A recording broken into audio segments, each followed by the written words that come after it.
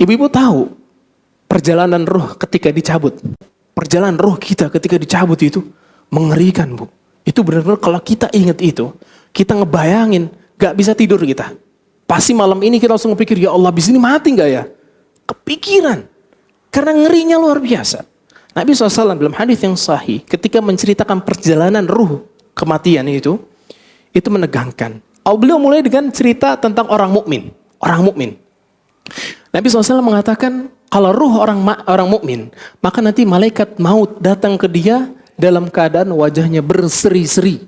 Bahkan cahayanya lebih terang daripada cahaya matahari. Kemudian dia akan berdiri di atas kepala kita. Di atas kepala kita. Kemudian turunlah satu malaikat lagi dari surga yang membawa kain kafan dari surga.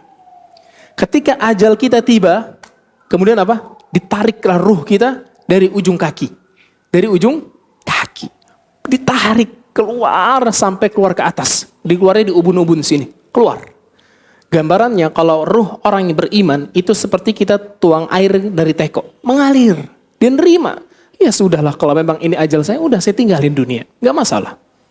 Kemudian akhirnya apa? Ruhnya diambil sama malaikat yang bawa kain kafan tadi, dibungkus, dibawa ke langit pertama. Dibawalah ke atas kita.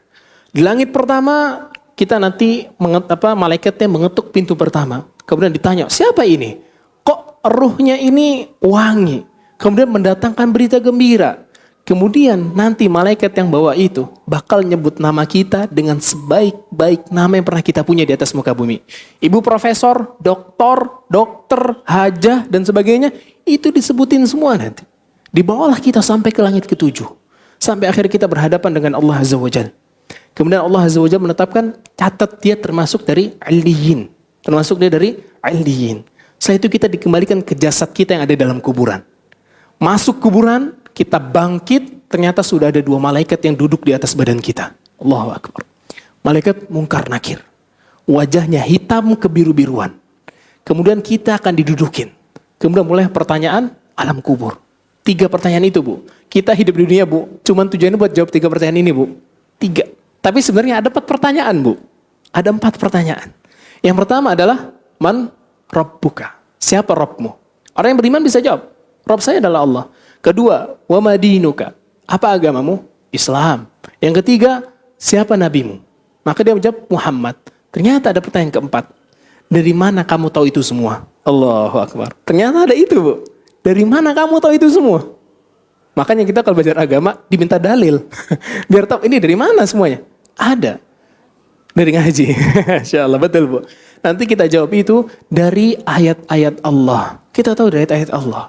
Sehingga kita bisa jawab. Baru setelah itu pintu surga dibukakan, baunya masuk ke dalam kuburan kita dibentangkan seluas mata memandang, kemudian datanglah sesosok makhluk. Datang sosok makhluk.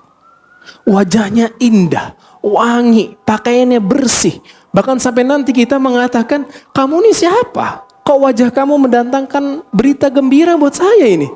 Kemudian dia mengatakan, ana amaluka salih. Aku amalan baik kamu. Kamu capek di dunia ini, hasilnya aku yang nemenin kamu di sini. Kemudian dia mengatakan, bahagialah dengan ridha dari Allah sampai nanti hari kiamat. Akhirnya karena kebahagiaan itu, kita ngeliat kedudukan kita di surga, kemudian kita mengatakan, Rabbi aqimis sa'ah. Ya Allah, tegakkan hari kiamat sekarang. Kenapa? Udah ngeliat surga.